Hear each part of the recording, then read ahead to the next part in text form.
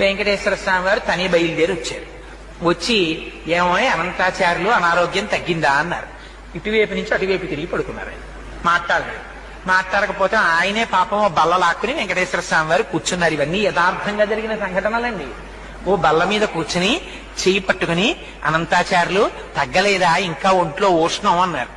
అంటే పాపం మీకు ఇప్పటికి తీరుబడి దొరికింది, మిమ్మల్ని నమ్ముకుని కొండ మీదకి వచ్చి ఈ నేల నుంచి పుష్పకైంకర్యం చేస్తున్నాను, 3 రోజులు అయింది జ్వరం వచ్చి పడి మంచాన వచ్చి నన్ను పలకరించడానికి తీరుబడి కుదరలేదు, వైద్యుల్ని పంపిస్తానన్నావుట, ఏం పాపం నువ్వు వచ్చావేం ఖాళీ దొరికిందా అన్నారు.